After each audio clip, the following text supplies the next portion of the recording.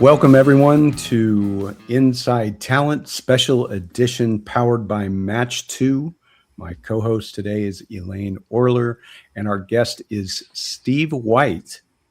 Steve, it's been a while. How are you? I'm doing well. I'm doing well. Thank you for having me. I'm excited to have the conversation today. So it All has been right. too long. Correct. I mean, we see each other a few times a year, but We that's do. always too long for me. Yeah, fair. Same. I feel the same way. Elaine, you stayed up for part of the Super Bowl. How's it going on your Monday? Pretty good, pretty good. Yeah, I would say I missed the final minutes because it was a done deal, and the team I was hoping for did win. So Yeah. there was that. Yeah. I won my bracket and some squares, so I'm up a couple $100 from this That's pretty game. nice. Yeah, it's okay. I don't mind. Um, yeah, I was the only guy in my football dad's bracket to have the uh, Seahawks winning. So Mhm. Yeah. I'm not controversial. I mean, they're favored by 5.5 points. Everyone else is going against the grain. So I'm right.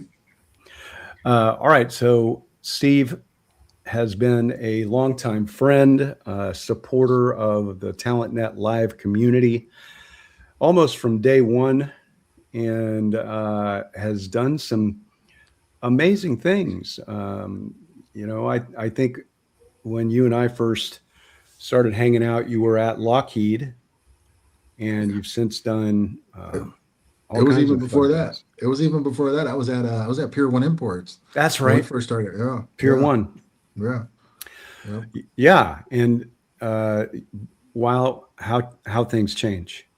Yeah. Seriously. Seriously. Landed back in retail again, but That's uh, right. but it's a much different scale, much different size organization, and so yeah, it's good. Does it feel familiar though, the It retail does. space? Yeah.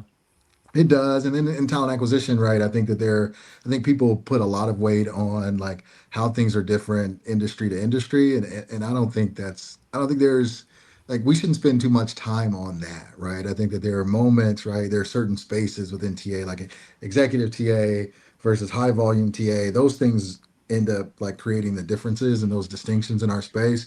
But the industries don't necessarily do it. I think some people put a far too much weight on that. I So, think you're right. I think obviously there's nuance between organizations, yep. but retail is retail. Yep. And within retail, yeah, right. You've got the corporate side and you've got the volume side or the field side. And you're either field distributed recruiting or you're centralized recruiting, right? And those are Yep. things that we're often asked to change or fix once we get in there to do that. I had the pleasure of doing that for J.C. Penney for a bit as they're coming out of bankruptcy. And so, the consolidation thing, that's fun. Yeah. Um, Yeah. right. And so, Absolutely. yeah, what's interesting in attempting to hire at scale in this market with what you're doing now?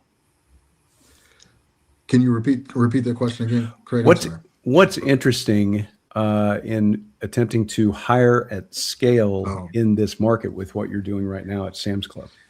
I think there's a number of things, right? There's the first piece of it, which is um, you know the leaders want specific like talent that can actually kind of multiply work and really make like a huge impact. And I know that that's kind of sounds like a foregone conclusion, but what I really mean by that is leaders want A players in most of the roles, right? Where before you kind of like section it out, and people are like, oh well, you can have an A player here, B player here, C player here. It's you see a lot of leaders really leaning toward, hey, I need an A player in all these roles.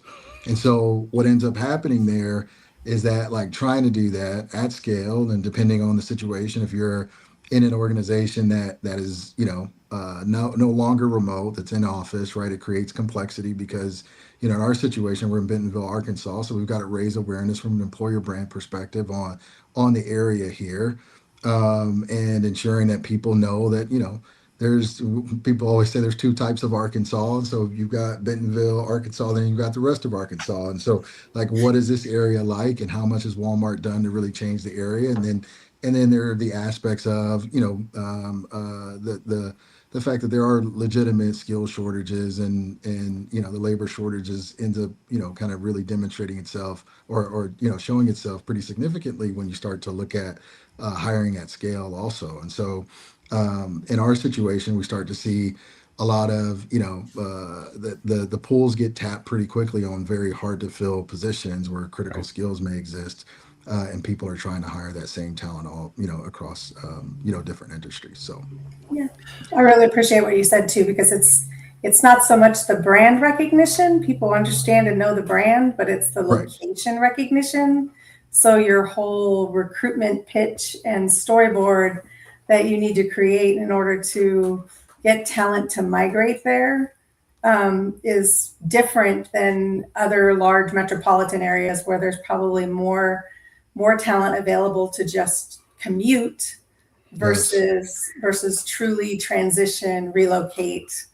And then I think, for those candidates, I'm sure you have to position that there are other opportunities should this not work out, because that Yeah. relocation in and of itself is a big move, a Yeah. big decision. And then what happens if this wasn't the best one? Absolutely, absolutely, and those are things that our team is facing on a daily basis. I know my team is regularly, and what we're trying to do and recruiting at scale here. And then, and one of the other things you mentioned, Elaine, like we've really worked on like our persona messages based on, where candidates may, where they may be in their, their career journey, what vertical that they may be in, what the need is at that time. And then we also try and do some sourcing around, individuals who've been here. Maybe they attended the University of Arkansas, and then decided to leave, but they're familiar with the area. And so they, what sort of connection do they have to this area? But then also thinking about other areas across the country that are similar to this, right? They may have a college town associated with it, but maybe not a huge metropolitan area.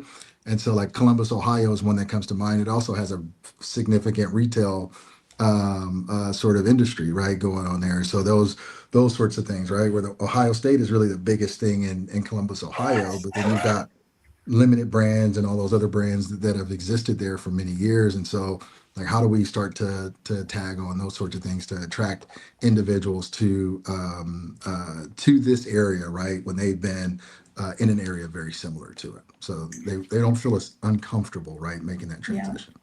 Well, having been a few times, the climate and the demographics and the topology is beautiful. So Right. it's a gorgeous place to be. It is. It It is a is. nice place. I had the pleasure of doing a HR and talent town hall presentation there one time in the big auditorium and broadcast to the world. Right, and it was. Nice. I mean, it was fun.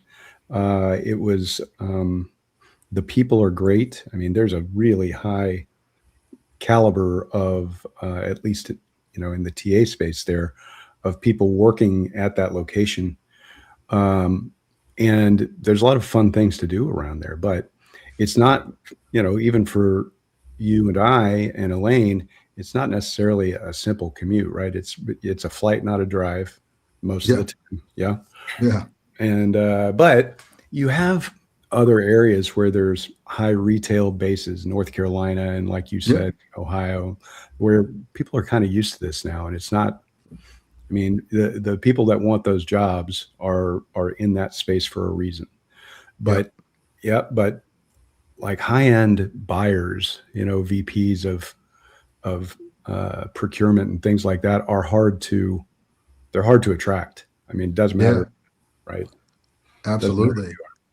Absolutely. Which is why we have to have our value proposition really tight, right? Whether it be like Jim D'Amico always talks about the micro value proposition, Mhm. whether it be the micro value proposition or what we call it our associate value proposition, and what most people refer to, of course, as the EVP. And so those things need to be really tight so our messaging is on point and we can, connect with the candidates, especially in those initial conversations to ensure that we can, begin to attract them and draw them in here. So, And you say conversations, which I like because too many things are automated right now and those yeah. conversations don't happen early enough. So what problems that you see are feel harder now than they did 5 or 10 years ago? Oh, geez. I think one of the first things that comes to mind is the volume of candidates, right? So the Hmm. volume of candidates is so much higher than it was even a year ago, 2 years ago, definitely 5, 10 years ago. And candidates are able to apply and apply in mass. And we've even created some opportunities for candidates to be able to apply to multiple jobs at once with our new career site. And so I think that's a significant challenge. I think the other thing is that we have, like, when you look at it, all employers' websites and career sites, we have copied one another to the point where now everything looks the same. And so there's that sort of consistency that I think is unhealthy in our space right now, that we need to create some clear differentiation in how we post jobs. So then, it does allow for candidates to then take a step back, stop, review the job posting differently than I think what they're doing today. So those two things I think are pretty significant. There's, of course, I mean, the aspects of fraud and all the other things. But I also think, I mean, one of the greatest challenges we're facing from a candidate perspective overall is just ensuring that we can break through the noise, right? So employer branding, ensuring that the messaging is great as we're, connecting with candidates or positioning ourselves from a recruitment marketing or branding standpoint to candidates or potential applicants. We have to break through the noise. And I don't know if, enough of us from a TA perspective are thinking, or we're probably thinking about it, but I'm not sure how well we're putting it into practice today to ensure that, candidates can hear our message, they get the clarity out of it, and then they make a decision as to whether or not, like, hey, do I want to join this organization? And we need to make it clear enough to where people can, like, truly make those decisions. But we have to, take a step back, differentiate ourselves a bit, and I think stop. The trends are good, but I think we have to just stop copying each other, right? With how we're or just allowing AI, right, to guide our formats, and then everybody looks the same. So Yeah, when you see something truly different, it's interesting. And it's one of the things that I like about what Match 2 is doing because it's for the candidate. Certainly, it's definitely a different experience. Elaine, you want to comment yes, on that?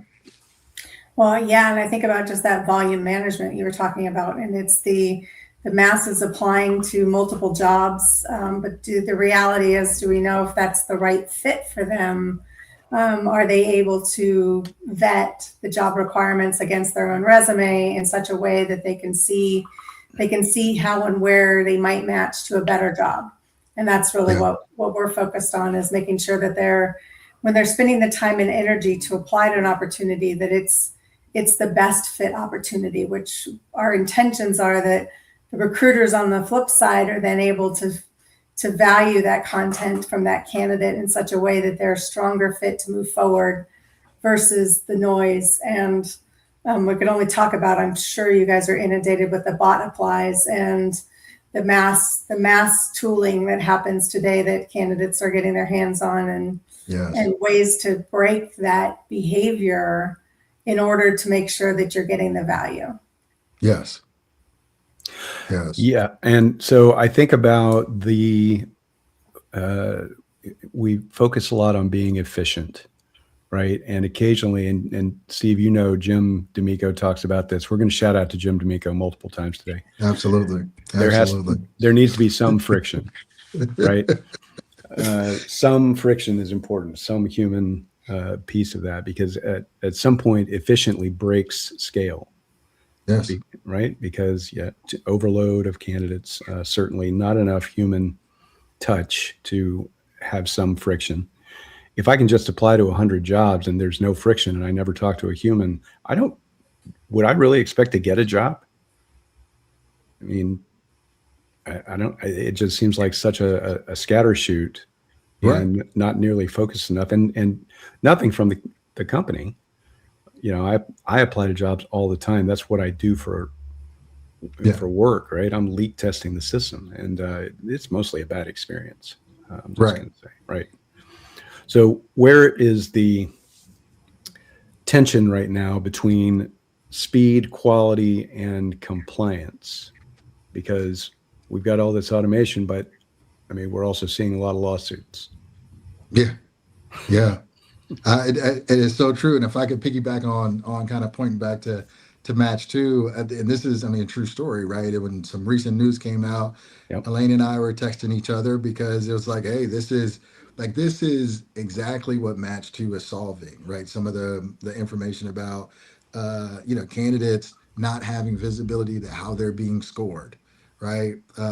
Which I think is a huge opportunity and why I like Match 2 so much. And this is not a commercial. This is my actual Yeah. perspective and opinion on it because candidates do need the visibility for a number of reasons, right? To your point earlier, Elaine, it kind of slows things down or slows the candidate down a bit for them to say, should I apply to this job or not, right? After seeing their score, how do I match well with this role? But it also helps the organization, right, to ensure that the candidates they have the right visibility to how they line up against that job, and then it should then kind of slow down the volume that we're seeing, right, where individuals aren't applying to as many jobs anymore. They're applying to the right jobs, right, for themselves, because it's there's a feeling of desperation, right, when you're not hearing back from organizations after applying so many times, and so that just this I think it just solves for that.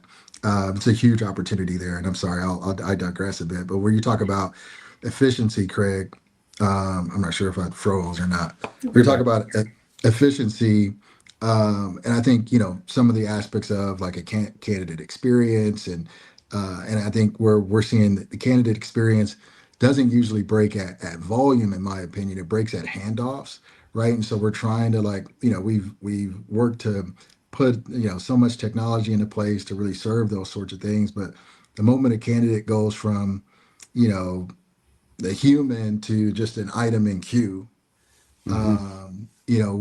we've really the candidate experience is broken completely. I think it should really be viewed as a way to help candidates. And I know people say this, but how do we enable the candidate to get in front of the human, right, and to make a connection is easy and as efficiently as possible is the way we should be looking at it, and not as a way to supplement the human or I guess not supplement. Yeah, it would be supplement the human connection, which is I think where we're seeing a lot of, which is why a lot of talent acquisition teams are shrinking. Oh, I don't want to be doom and gloom, but talent acquisition teams are shrinking across the country, Mm-hmm. right? Mm-hmm. And we're seeing like a consolidation of roles and things like that because we feel that automation, AI, whatever it is, the technology can replace some of these jobs. But the truth is that if people are the most important asset in an organization, talent acquisition should be prioritized because we're making those connections with individuals and we're connecting them to the vision of the organization before they ever step foot here, before they ever have a conversation with a leader. So, And I would just tie into that too. It's no matter what anybody says, that your candidates are your consumers. And yes, having worked in my past life with so many large organizations in the similar state, the resentment factor when you treat certain candidates with a negative experience, what that can impose on your organization is quantifiable these days. yes, And so you're in a pressure point of making sure that you're creating I would always go with at least net neutral experience, non-negative. maybe yeah, the best you can get for a large percentage, but it's still a challenge with the expectations for candidates today on their intentions, that when they apply, they believe they are the best fit candidate for the job, and therefore, why haven't you called them yet? It's been 5 minutes. And every candidate has that same mindset when they it's true. apply, and how you manage that is I can only imagine what you have to do with the volume management and those communications from a day in and day out basis. Yeah, and I think you're spot on about I mean, the way candidates are feeling and how, I mean, we if we're not serving our candidates better, we started to say this here, is our candidates are members too, right? Sam's Club is a members-based business. Mhm. Our candidates are members too. And so if we think about it in that way, and they're also potential members, right? If they're not already engaged with our brand, there's a possibility that they could be.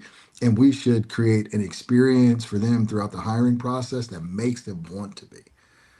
Like, this is an extension of marketing and all the other aspects of sales and so forth, right? It shouldn't feel disconnected. And I'm hopeful, especially for folks who are in a consumer based brand, that should land really well, Elaine. And so and the opposite, I mean, everybody's got some sort of a customer somewhere, right? Whether it be internal or external.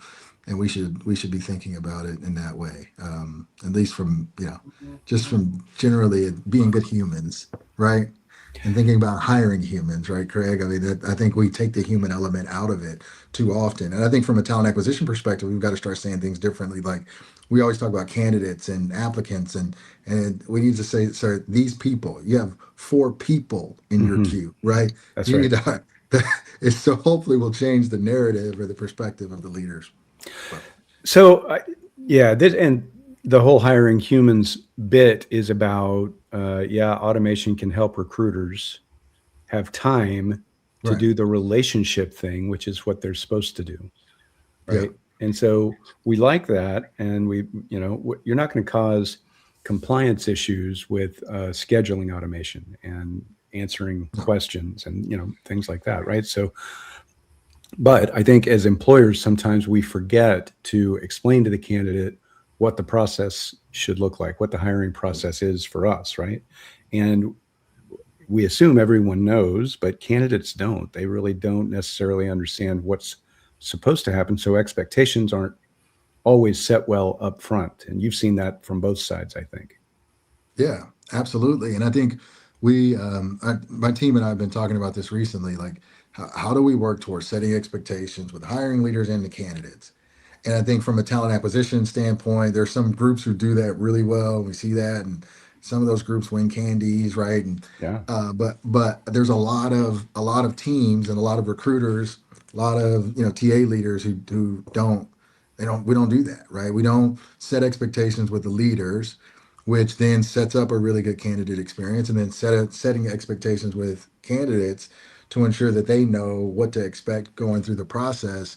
So then, they're not surprised. They're, if we know our hiring process is long, we're working to fix it, and there's, 10 interviews, for one job, then, we need to be upfront. Tell the candidates that here's what you should expect. So they shouldn't be surprised by the, seventh interview to say, like, oh, I thought I'd be done by now. No, you knew, like, and we allowed you to, or we gave you that visibility to the process up front. And I think it does help to do that. And we haven't. Those are the things too that we can really use.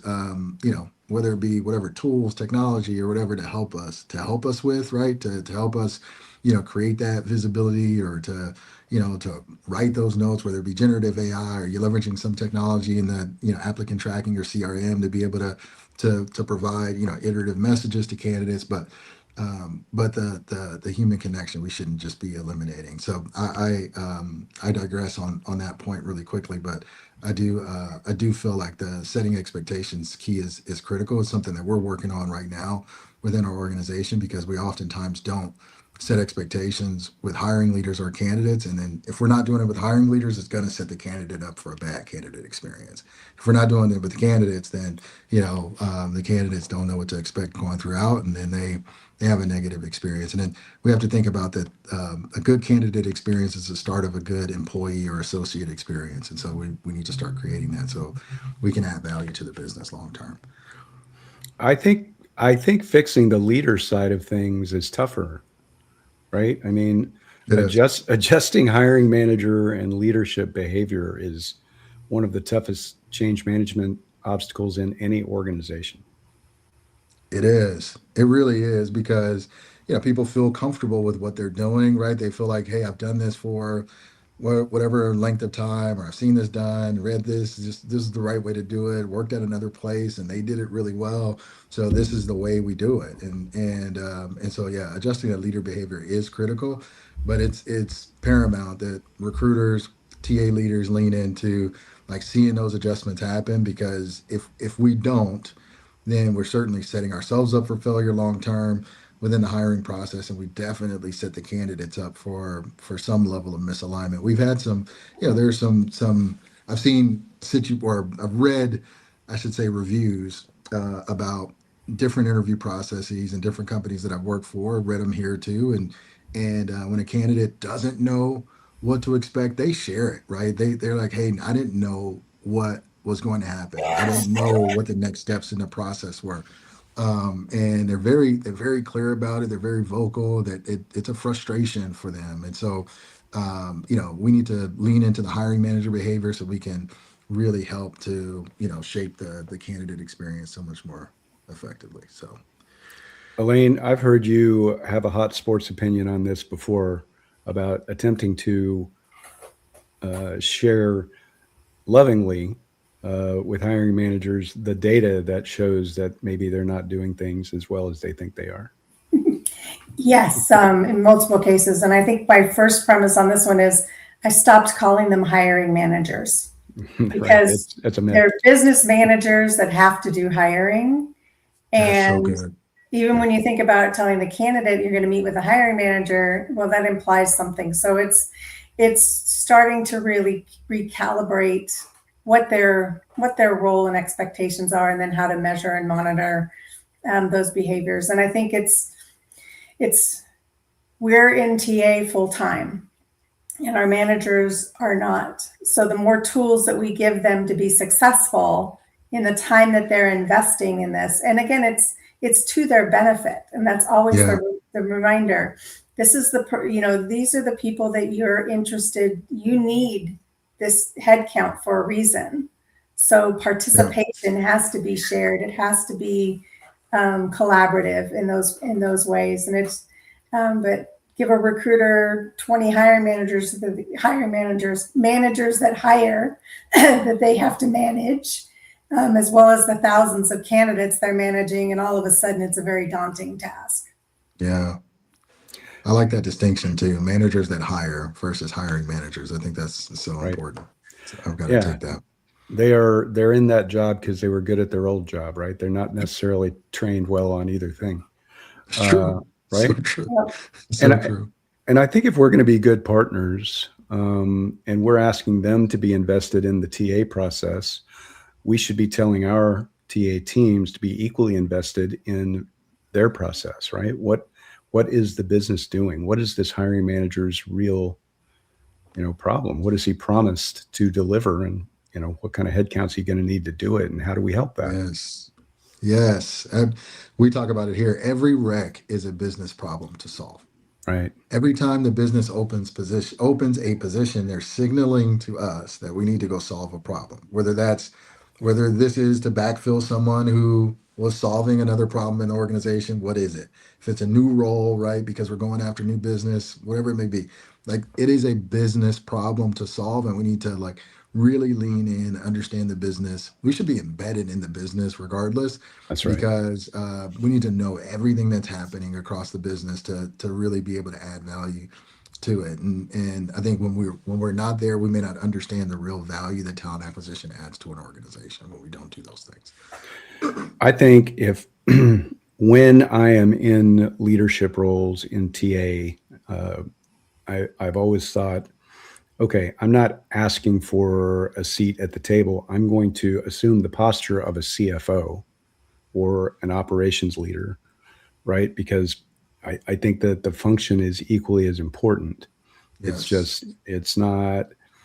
So we get this sort of dichotomy. So TA is a cost center, right? Not a profit center. But I don't buy that, and I've had to unlearn that over many years, right? It is a profit. It's the profit center of the I love that. organization.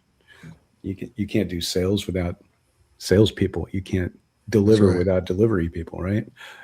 So what are the things like that you've unlearned over the years that have served you well? Oh, geez. I think that's definitely one, Craig. I've been on that journey for a little while. That's super important. Yeah. That because I used to say cost center all the time. Right. But it was like it was a contradiction to all the other things that I was saying. And so that was one that I really had to lean into and think like, this is not right. It doesn't line up with my like real perspective about TA.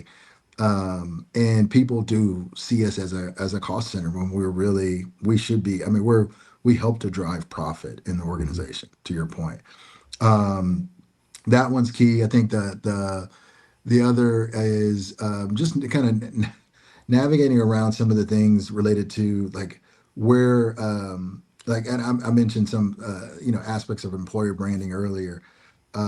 Is that the AVP or EVP is how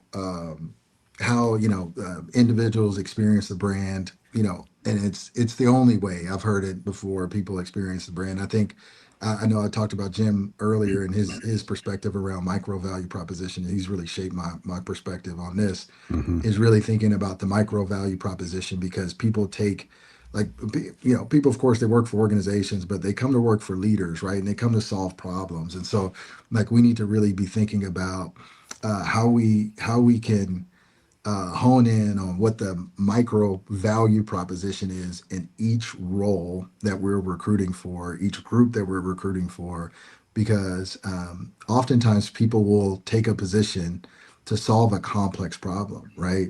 The value we bring is a reflection of problems we solve, and high performers usually see that, they know that, and they're attracted to those sorts of positions and opportunities. And so if we could shape the micro value proposition, that really, I think, changes how we approach our work, and then how we can attract the right people. And so that was a mind shift for me, is shifting from like always thinking about EVP at the macro level to thinking about the MVP at the micro level. I think within an organization, I've said that, and you've seen me with slides on this before, where I kind of pull a visual from different TV shows for each different area of the organization. Right? Yeah. There's an AVP for every. I mean, finance is not the same as construction or Right. real estate, right? I mean, there's definitely different cultures within one larger culture. So we say we're a culture of continuous improvement and we're a people organization. Okay, great. But Yeah. there's something different within there for each area. And I love that. I love that you're saying AVP, by the way. I think that's fantastic. It's Associate value proposition. Yeah, we call our everybody here the associates, right? So Right. individuals in the organization are associates, and I think that's a I think something that the retail organizations do really well, right? And connecting with individuals as associates versus employees, and I think it's just a different mindset for sure. Yeah, It's I'm a nice. I'm a big fan of that. All right. Well, I What's was some going to say Go real ahead, quick, Melanie. just tying into what you're saying, Steve, too. It's the um, I think for the transitional piece too, it's the metrics we report to the business, because we're so, as an industry, comfortable in our funnel metrics. This is Yes. this is the transactions that we completed, where Yes. those aren't the business stories that we need to tell. No. It gets into these critical hire storyboards and being able to drive the value proposition back to the business that says this talent has increased this measure of performance, or has transitioned Yes. this line of business, or and getting into that kind of broader story. Yes. It requires space in our Yeah. work today to do that. But defaulting to the transactions of how many do we have go through each of the funnel stages is our Right. own internal audit.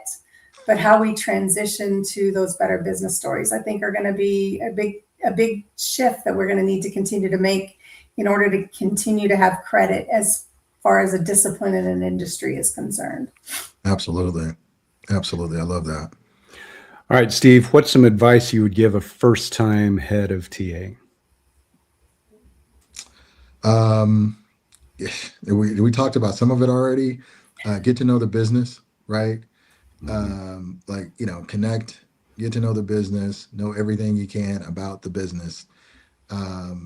Focus on relationships, and then think about the metrics that matter. And I know that that can seem buzzwordy, but I think it's important. What Elaine just mentioned, I think oftentimes we do report out on things that the business doesn't necessarily care about. I think leaning into opportunities that we have instead of time to fill, we should really be thinking about time to value, right? Like how long does it take an individual to come into the organization and then add value in their role, and then lean into the metrics that and measures that drive performance, and learn how to tell the story right about TA, what we do, the value that we bring, and not in a salesy sort of way, but in a way that really says, hey, in alignment with here's what we're doing as a business, and here's how our work is impacting that. What Elaine was saying earlier, and that's a critical piece that I think oftentimes we kind of get caught up in the regular swirl of here's what you report out on in TA, here's what we've always known, here's what we want to know. And I remember when I joined BECU, it was very similar, right? It was the business was like time to fill is so important. Tell us about what our time to fill is. And then you go around the business and you start to ask, like, well, help me understand why. Like, why is time to fill so important to you? Well, it's what it comes down to is what we've always seen and what we've always been shown.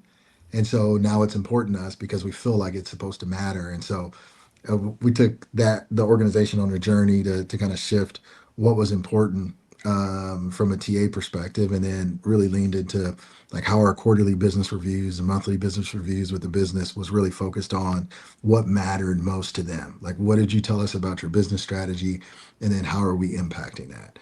And it became really helpful. So I think just using that as an example, really leaning into what matters the most and what problems are we solving for, really thinking about that and asking that question on a regular basis.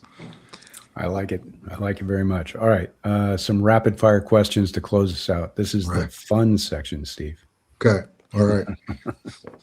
What's the most overrated TA trend you've seen? Oh man, that's a good one. I got so many. Which ones do you think about first, Craig? While I think about Well, mine. I think about skills-based hiring, right? So I don't think we're addressing that correctly, obviously. No. So things like that. Obviously, people ask me all the time, Craig, I got budget for AI. Okay. Yeah. What's Yeah. your problem you're trying to solve there? Yeah. I think AI would be the one that comes to my mind.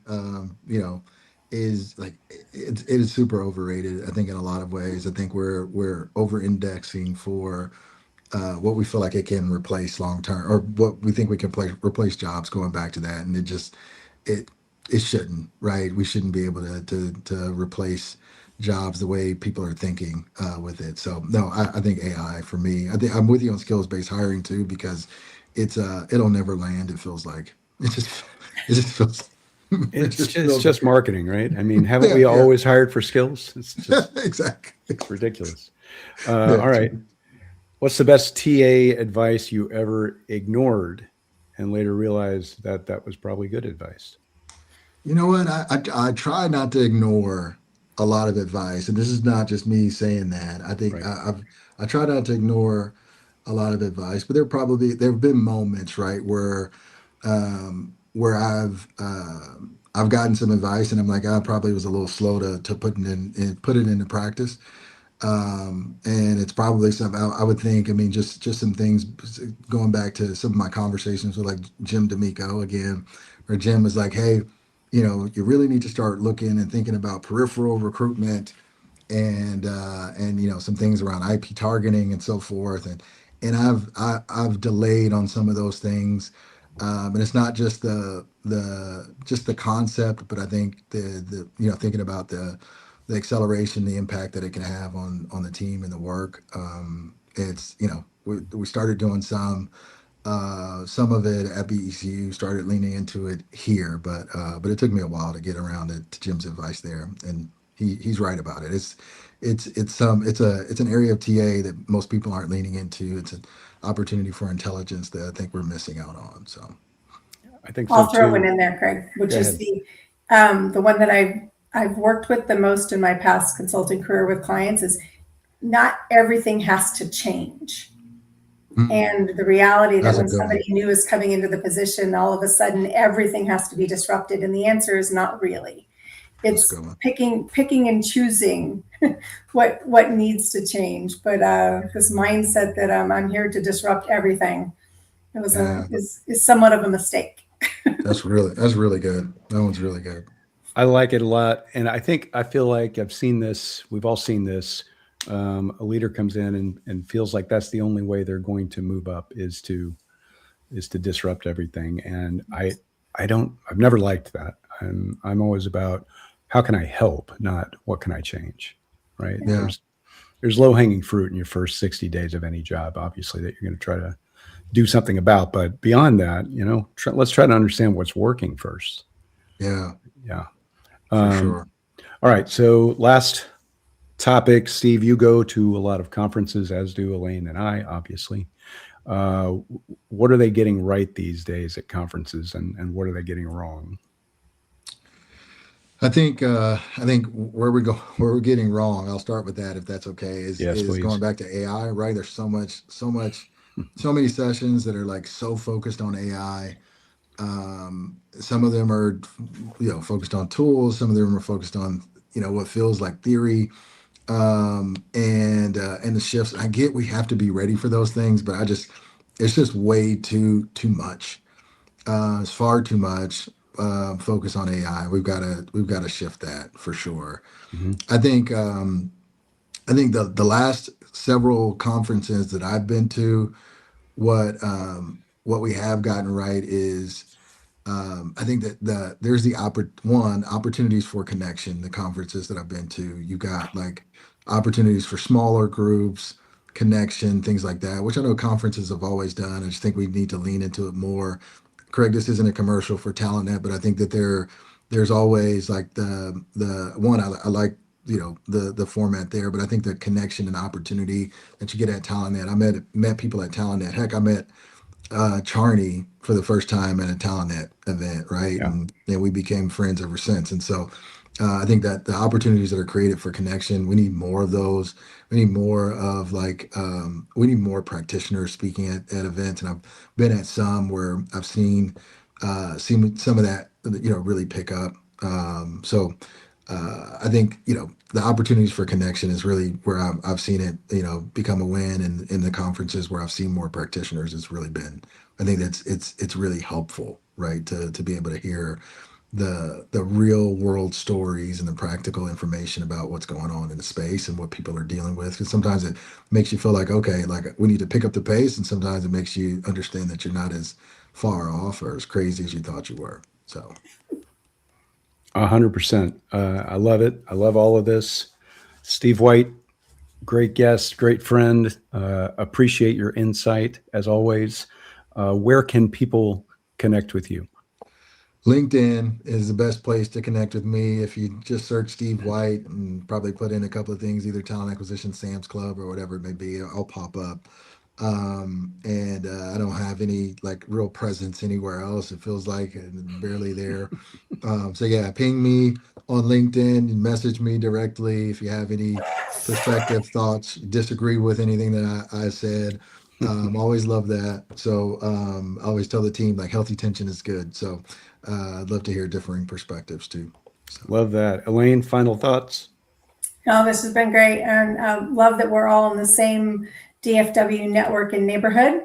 So the fact that we can actually spend more time together in real life is also exciting. So looking forward to that next adventure. me too. Me too. I always feel smarter after spending time with both of you. So I appreciate it. Always good. Thanks, everyone. We'll see you next time on Inside Talent. Have a great week. Thank you for listening to Inside Talent with Craig Fisher, special edition powered by Match2. Want to give your job candidates their own amazing ATS experience? Go to match2.com for more information. Please follow and like Inside Talent on your favorite podcast platform. to stay up to date, and we'll see you next time.